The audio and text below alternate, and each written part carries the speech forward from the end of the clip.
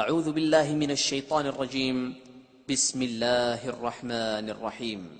لا يحب الله الجهر بالسوء من القول إلا من ظلم، وكان الله سميعا عليما. إن تبدوا خيرا أو تخفوه أو تعفوا عن سوء فإن الله كان عفوا قديرا. إن الذين يكفرون بالله ورسله ويريدون أن يفرقوا بين الله ورسله ويقولون نؤمن ببعض ونكفر ببعض ويريدون أن يتخذوا بين ذلك سبيلا، أولئك هم الكافرون حقا، وأعتدنا للكافرين عذابا مهينا. والذين آمنوا بالله ورسله ولم يفرقوا بين أحد منهم أولئك سوف يؤتيهم أجورهم، وكان الله غفورا رحيما. يسألك أهل الكتاب أن تنزل عليهم كتابا من السماء، فقد سألوا موسى أكبر من ذلك فقالوا أرنا الله جهرة، فأخذتهم الصاعقة بظلمهم ثم اتخذوا العجل من بعد ما جاءتهم البينات فعفونا عن ذلك وآتينا موسى سلطانا مبينا. ورفعنا فوقهم الطور بميثاقهم وقلنا لهم ادخلوا الباب سجدا وقلنا لهم لا تعدوا في السبت، وأخذنا منهم ميثاقا غليظا. فبما نقضهم ميثاقهم وكفرهم بآيات الله وقتلهم الأنبياء بغير حق وقولهم قلوبنا غلف، بل طبع الله عليها بكفرهم فلا يؤمنون إلا قليلا.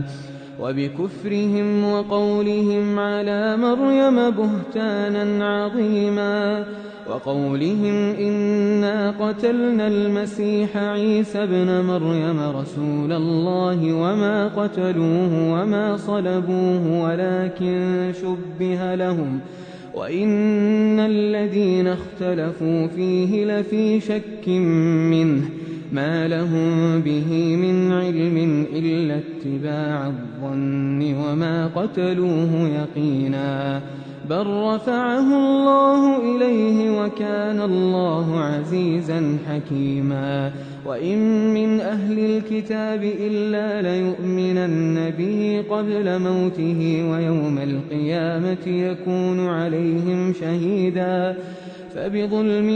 من الذين هادوا حرمنا عليهم طيبات أحلت لهم وبصدهم عن سبيل الله كثيرا،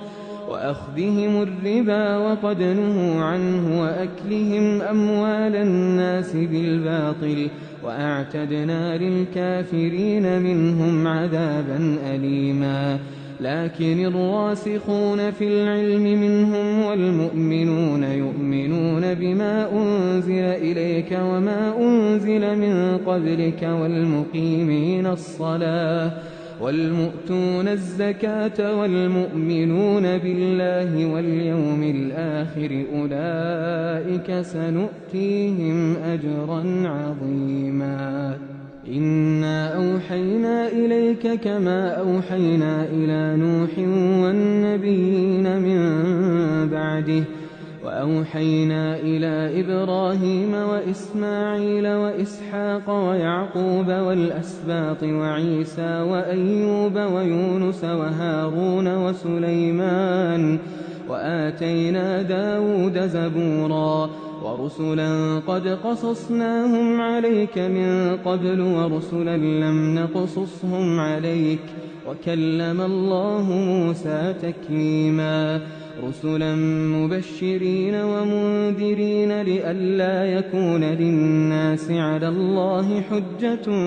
بعد الرسل وكان الله عزيزا حكيما لكن الله يشهد بما أنزل إليك أنزله بعلمه والملائكة يشهدون وكفى بالله شهيدا إن الذين كفروا وصدوا عن سبيل الله قد ضلوا ضلالا بعيدا إن الذين كفروا وظلموا لم يكن الله ليغفر لهم ولا ليهديهم طريقا إلا طريق جهنم خالدين فيها أبدا وكان ذلك على الله يسيرا يا أيها الناس قد جاءكم الرسول بالحق من ربكم فآمنوا خيرا لكم وإن تكفروا فإن لله ما في السماوات والأرض وكان الله عليما حكيما يا أهل الكتاب لا تغلوا في دينكم ولا تقولوا على الله إلا الحق إنما المسيح عيسى بن مريم رسول الله وكلمته ألقاها إلى مريم وروح منه فآمنوا بالله ورسله ولا تقولوا ثلاثة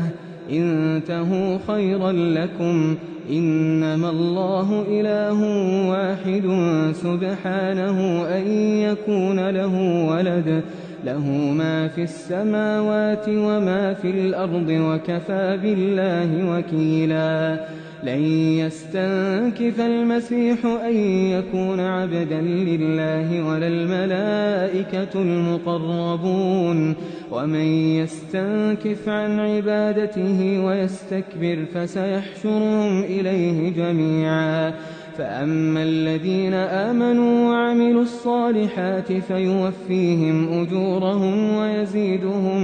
من فضله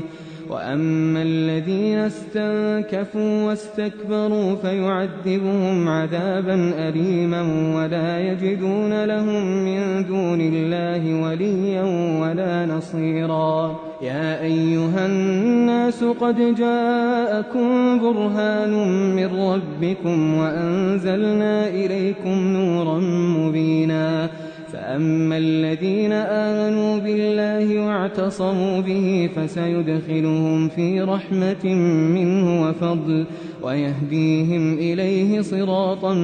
مستقيما يستفتونك قل الله يفتيكم في الكلالة إن امرؤ هلك ليس له ولد وله أخت فلها نصف ما ترك وهو يرثها إن لم يكن لها ولد فإن كانت اثنتين فلهما الثلثان مما ترك وإن كانوا إخوة رجالا ونساء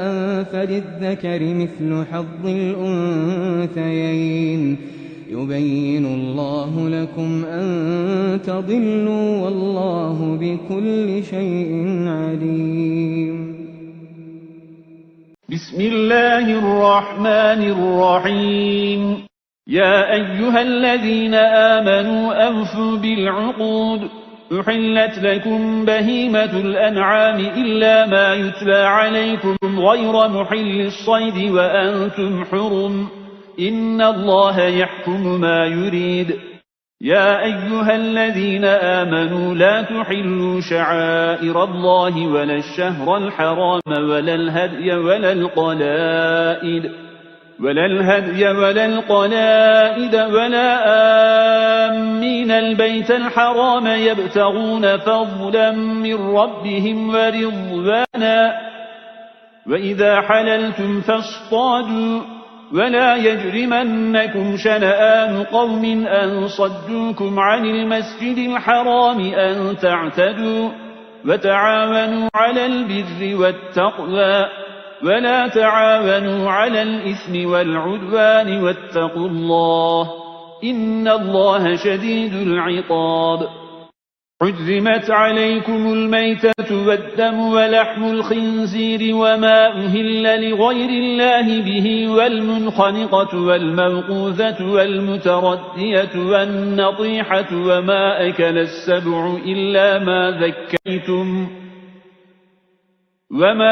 السبع إلا ما ذكيتم وما ذبح على النصب وأن تستقسموا بالأزلام ذلكم فسق اليوم يئس الذين كفروا من دينكم فلا تخشوهم واخشون اليوم أكملت لكم دينكم وأتممت عليكم نعمتي ورضيت لكم الإسلام دينا فمن اضطر في مخمصة غير متجانف لإثم فإن الله غفور رحيم يسألونك ماذا أحل لهم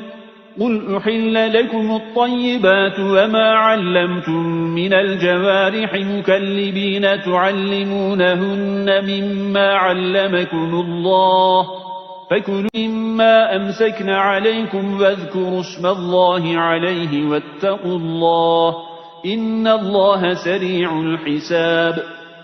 اليوم أحل لكم الطيبات وطعام الذين أوتوا الكتاب حل لكم وطعامكم حل لهم والمحصنات من المؤمنات والمحصنات من الذين أوتوا الكتاب من قبلكم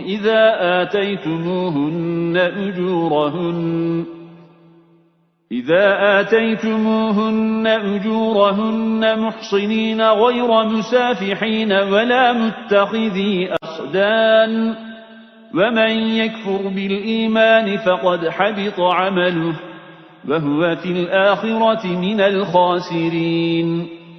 يا أيها الذين آمنوا إذا قمتم إلى الصلاة فاغسلوا وجوهكم وأيديكم إلى المرافق وامسحوا برؤوسكم وأرجلكم إلى الكعبين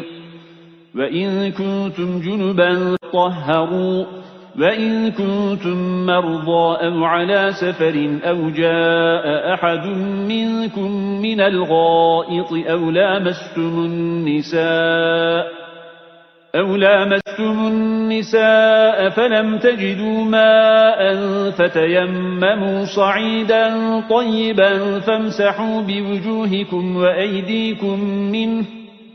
ما يريد الله ليجعل عليكم من حرج ولكن يريد ليطهركم وليتم نعمته عليكم لعلكم تشكرون واذكروا نعمة الله عليكم وميثاقه الذي واثقكم به إذ قلتم سمعنا وأطعنا واتقوا الله إن الله عليم بذات الصدور يا أيها الذين آمنوا كونوا قوامين لله شهداء بالقسط ولا يجرمنكم شنآن قوم على ألا تعدلوا اعدلوا هو أقرب للتقوى واتقوا الله إن الله خبير بما تعملون وعد الله الذين آمنوا وعملوا الصالحات لهم مغفرة وأجر عظيم والذين كفروا وكذبوا بآياتنا أولئك أصحاب الجحيم يا أيها الذين آمنوا اذكروا نعمة الله عليكم إذ هم قوم أن يبسطوا إليكم أيديهم فكف أيديهم عنكم واتقوا الله وعلى الله فليتوكل المؤمنون ولقد أخذ الله ميثاق بني إسرائيل وبعثنا منهم 12 نقيبا وقال الله إني معكم لئن أقمتم الصلاة وآتيتم الزكاة وآمنتم برسلي وعزرتموهم وأقرضتم الله قرضا حسنا وأقرضتم الله قرضا حسنا لأكفرن عنكم سيئاتكم ولأدخلنكم جنات تجري من تحتها الأنهار فمن كفر بعد ذلك منكم فقد ضل سواء السبيل فبما نقضهم ميثاقهم لعناهم وجعلنا قلوبهم قاسية يحرفون الكلم عن مواضعه ونسوا حظا مما ذكروا به ولا تزال تطلع على خائنة منهم إلا قليلا منهم فاعف عنهم واصفح إن الله يحب المحسنين ومن الذين قالوا إنا نصارى أخذنا ميثاقهم فنسوا حظا مما ذكروا به فأغرينا بينهم العداوة والبغضاء إلى يوم القيامة وسوف ينبئهم الله بما كانوا يصنعون يا أهل الكتاب قد جاءكم رسولنا يبين لكم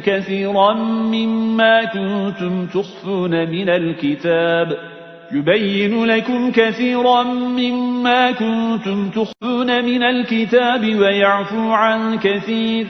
قد جاءكم من الله نور وكتاب مبين يهدي به الله من اتبع رضوانه سبل السلام ويخرجهم من الظلمات إلى النور بإذنه ويهديهم إلى صراط مستقيم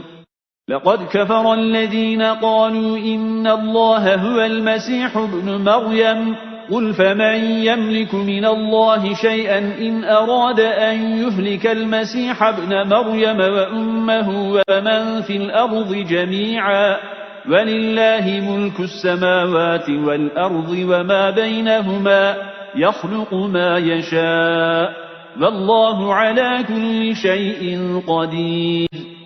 وقالت اليهود والنصارى نحن أبناء الله وأحباؤه قل فلم يعذبكم بذنوبكم بل أنتم بشر ممن خلق يغفر لمن يشاء ويعذب من يشاء ولله ملك السماوات والأرض وما بينهما وإليه المصير يا أهل الكتاب قد جاءكم رسولنا يبين لكم على فترة من الرسل أن تقولوا ما جاءنا من بشير ولا نذير فقد جاءكم بشير ونذير والله على كل شيء قدير وإذ قال موسى لقومه يا قوم اذكروا نعمة الله عليكم إذ جعل فيكم أنبياء وجعلكم ملوكا وآتاكم ما لم يؤت أحدا من العالمين يا قوم ادخلوا الأرض المقدسة التي كتب الله لكم ولا ترتدوا على أدباركم فتنقلبوا خاسرين قالوا يا موسى إن فيها قوما جبارين وإنا لن ندخلها حتى يخرجوا منها فإن يخرجوا منها فإنا داخلون قال رجلان من الذين يخافون أنعم الله عليهم ادخلوا عليهم الباب فإذا دخلتموه فإنكم غالبون وعلى الله فتوكلوا إن كنتم مؤمنين قالوا يا موسى إنا لن ندخلها أبدا ما داموا فيها فاذهب أنت وربك فقاتلا إنا هاهنا قاعدون قال رب إني لا أملك إلا نفسي وأخي فافرق بيننا وبين القوم الفاسقين قال فإنها محرمة عليهم 40 سنة يتيهون في الأرض فلا تأس على القوم الفاسقين واتل عليهم نبأ ابني آدم بالحق إذ قربا قربانا فتقبل من أحدهما ولم يتقبل من الآخر قال لأقتلنك. قال إنما يتقبل الله من المتقين. لئن بسطت إلي يدك لتقتلني ما أنا بباسط يدي إليك لأقتلك إني أخاف الله رب العالمين. إني أريد أن تبوء بإثمي وإثمك فتكون من أصحاب النار وذلك جزاء الظالمين. فطوعت له نفسه قتل أخيه فقتله فأصبح من الخاسرين. فبعث الله غرابا يبحث في الأرض ليريه كيف يواري سوءة أخيه. قال يا ويلتى أعجزت أن أكون مثل هذا الغراب فأواري سوءة أخي فأصبح من النادمين. من أجل ذلك كتبنا على بني إسرائيل أنه من قتل نفسا بغير نفس أو فساد في الأرض فكأنما قتل الناس جميعا ومن أحياها فكأنما أحيا الناس جميعا. ولقد جاءتهم رسلنا بالبينات ثم إن كثيرا منهم بعد ذلك في الأرض لمسرفون. إنما جزاء الذين يحاربون الله ورسوله ويسعون في الأرض فسادا أن يقتلوا أو يصلبوا أو تقطع أيديهم وأرجلهم من خلاف أو ينفوا من الأرض ذلك لهم خزي في الدنيا ولهم في الآخرة عذاب عظيم. إلا الذين تابوا من قبل أن تقدروا عليهم فاعلموا أن الله غفور رحيم. يا أيها الذين آمنوا اتقوا الله وابتغوا إليه الوسيلة وجاهدوا في سبيله لعلكم تفلحون. إن الذين كفروا لو أن لهم ما في الأرض جميعا ومثله معه ليفتدوا به من عذاب يوم القيامة ما تقبل منهم ولهم عذاب أليم. يريدون أن يخرجوا من النار وما هم بخارجين منها ولهم عذاب مقيم. والسارق والسارقة فاقطعوا أيديهما جزاء بما كسبا نكالا من الله والله عزيز حكيم. فمن تاب من بعد ظلمه وأصلح فإن الله يتوب عليه إن الله غفور رحيم. ألم تعلم أن الله له ملك السماوات والأرض يعذب من يشاء ويغفر لمن يشاء والله على كل شيء قدير. يا أيها الرسول لا يحزنك الذين يسارعون في الكفر من الذين قالوا آمنا بأفواههم ولم تؤمن قلوبهم ومن الذين هادوا سماعون للكذب سماعون لقوم آخرين لم يأتوك يحرفون الكلم من بعد مواضعه يقولون إن أوتيتم هذا فخذوه وإن لم تؤتوه فاحذروا ومن يرد الله فتنته فلن تملك له من الله شيئا. أولئك الذين لم يرد الله أن يطهر قلوبهم لهم في الدنيا خزي ولهم في الآخرة عذاب عظيم. سماعون للكذب أكالون للسحت فإن جاءوك فاحكم بينهم أو أعرض عنهم وإن تعرض عنهم فلن يضروك شيئا وإن حكمت فاحكم بينهم بالقسط إن الله يحب المقسطين. وكيف يحكمونك وعندهم التوراة فيها حكم الله ثم يتولون من بعد ذلك وما أولئك بالمؤمنين. إنا أنزلنا التوراة فيها هدى ونور يحكم بها النبيون الذين أسلموا للذين هادوا والربانيون والأحبار بما استحفظوا من كتاب الله وكانوا عليه شهداء فلا تخشوا الناس واخشوني ولا تشتروا بآياتي ثمنا قليلا ومن لم يحكم بما أنزل الله فأولئك هم الكافرون وكتبنا عليهم فيها أن النفس بالنفس والعين بالعين والأنف بالأنف والأذن بالأذن والسن بالسن والجروح قصاص فمن تصدق به فهو كفارة له ومن لم يحكم بما أنزل الله فأولئك هم الظالمون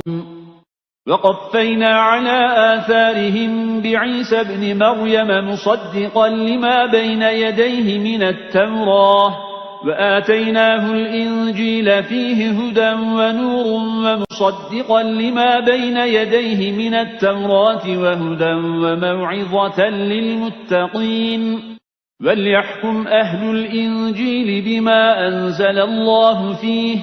ومن لم يحكم بما أنزل الله فأولئك هم الفاسقون وأنزلنا إليك الكتاب بالحق مصدقا لما بين يديه من الكتاب ومهيمنا عليه فاحكم بينهم بما أنزل الله ولا تتبع أهواءهم عما جاءك من الحق لكل جعلنا منكم شرعة ومنهاجا ولو شاء الله لجعلكم أمة واحدة ولكن ليبلوكم فيما آتاكم فاستبقوا الخيرات إلى الله مرجعكم جميعا فينبئكم بما كنتم فيه تختلفون وأن احكم بينهم بما أنزل الله ولا تتبع أهواءهم واحذرهم أن يفتنوك عن بعض ما أنزل الله إليك فإن تولوا فاعلم أنما يريد الله أن يصيبهم ببعض ذنوبهم وإن كثيرا من الناس لفاسقون أفحكم الجاهلية يبغون ومن أحسن من الله حكما لقوم يوقنون يا أيها الذين آمنوا لا تتخذوا اليهود والنصارى أولياء بعضهم أولياء بعض ومن يتولهم منكم فإنه منهم إن الله لا يهدي القوم الظالمين فترى الذين في قلوبهم مرض يسارعون فيهم يقولون نخشى أن تصيبنا دائرة فعسى الله أن يأتي بالفتح أو أمر من عنده فيصبحوا على ما أسروا في أنفسهم نادمين ويقول الذين آمنوا أهؤلاء الذين أقسموا بالله جهد أيمانهم إنهم لمعكم حبطت أعمالهم فأصبحوا خاسرين يا أيها الذين آمنوا من يرتد منكم عن دينه فسوف يأتي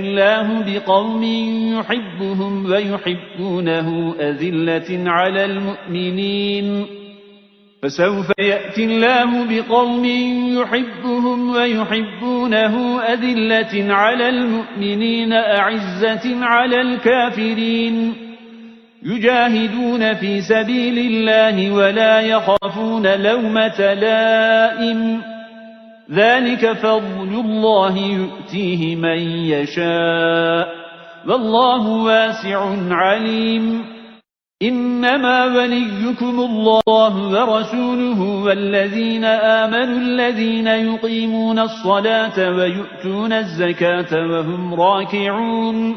ومن يتول الله ورسوله والذين آمنوا فإن حزب الله هم الغالبون يا أيها الذين آمنوا لا تتخذوا الذين اتخذوا دينكم هزوا ولعبا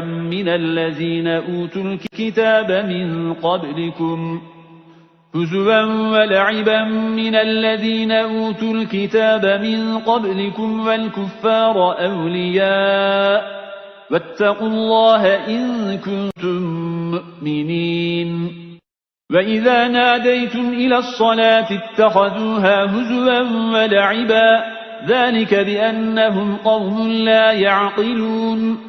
قل يا أهل الكتاب هل تنقمون منا إلا أن آمنا بالله وما أنزل إلينا وما أنزل من قبل وأن أكثركم فاسقون قل هل أنبئكم بشر من ذلك مثوبة عند الله من لعنه الله وغضب عليه وجعل منهم القردة والخنازير وعبد الطاغوت أولئك شر مكانا وأضل عن سواء السبيل وإذا جاءوكم قالوا آمنا وقد دخلوا بالكفر وهم قد خرجوا به والله أعلم بما كانوا يكتمون وترى كثيرا منهم يسارعون في الإثم والعدوان وأكلهم السحت لبئس ما كانوا يعملون لولا ينهاهم الربانيون والأحبار عن قولهم الإثم وأكلهم السحت لبئس ما كانوا يصنعون وقالت اليهود يد الله مغلولة غلت أيديهم ولعنوا بما قالوا بل يداه مبسوطتان ينفق كيف يشاء وليزيدن كثيرا منهم ما أنزل إليك من ربك طغيانا وكفرا وألقينا بينهم العداوة والبغضاء إلى يوم القيامة كلما أوقدوا نارا للحرب أطفأها الله ويسعون في الأرض فسادا والله لا يحب المفسدين ولو أن أهل الكتاب آمنوا واتقوا لكفرنا عنهم سيئاتهم ولأدخلناهم جنات النعيم ولو أنهم أقاموا التوراة والإنجيل وما أنزل إليهم من ربهم لأكلوا من فوقهم ومن تحت أرجلهم منهم أمة مقتصدة وكثير منهم ساء ما يعملون يا أيها الرسول بلغ ما أنزل إليك من ربك وإن لم تفعل فما بلغت رسالته والله يعصمك من الناس إن الله لا يهدي القوم الكافرين قل يا أهل الكتاب لستم على شيء حتى تقيموا التوراة والإنجيل وما أنزل إليكم من ربكم وليزيدن كثيرا منهم ما أنزل إليك من ربك طغيانا وكفرا فلا تأس على القوم الكافرين إن الذين آمنوا والذين هادوا والصابئون والنصارى من آمن بالله واليوم الآخر وعمل صالحا فلا خوف عليهم ولا هم يحزنون لقد أخذنا ميثاق بني إسرائيل وأرسلنا إليهم رسلا كلما جاءهم رسول بما لا تهوى أنفسهم فريقا كذبوا وفريقا يقتلون فحسبوا ألا تكون فتنة فعموا وصموا ثم تاب الله عليهم ثم عموا وصموا كثير منهم والله بصير بما يعملون لقد كفر الذين قالوا إن الله هو المسيح ابن مريم وقال المسيح يا بني إسرائيل اعبدوا الله ربي وربكم إنه من يشرك بالله فقد حرم الله عليه الجنة ومأواه النار وما للظالمين من أنصار لقد كفر الذين قالوا إن الله ثالث ثلاثة وما من إله إلا إله واحد وإن لم ينتهوا عما يقولون ليمسن الذين كفروا منهم عذاب أليم أفلا يتوبون إلى الله ويستغفرونه والله غفور رحيم ما المسيح ابن مريم إلا رسول قد خلت من قبله الرسل وأمه صديقة كانا يأكلان الطعام انظر كيف نبين لهم الآيات ثم انظر أنا يؤفكون قل أتعبدون من دون الله ما لا يملك لكم ضرا ولا نفعا والله هو السميع العليم قل يا أهل الكتاب لا تغلوا في دينكم غير الحق ولا تتبعوا أهواء قوم قد ضلوا من قبل وأضلوا كثيرا وضلوا عن سواء السبيل لعن الذين كفروا من بني إسرائيل على لسان داود وعيسى بن مريم ذلك بما عصوا وكانوا يعتدون كانوا لا يتناهون عن منكر فعلوه لبئس ما كانوا يفعلون ترى كثيرا منهم يتولون الذين كفروا لبئس ما قدمت لهم أنفسهم أن سخط الله عليهم وفي العذاب هم خالدون ولو كانوا يؤمنون بالله والنبي وما أنزل إليه ما اتخذوهم أولياء ولكن كثيرا منهم فاسقون لتجدن أشد الناس عداوة للذين آمنوا اليهود والذين أشركوا ولتجدن أقربهم مودة للذين آمنوا الذين قالوا إنا نصارى ذلك بأن منهم قسيسين ورهبانا وأنهم لا يستكبرون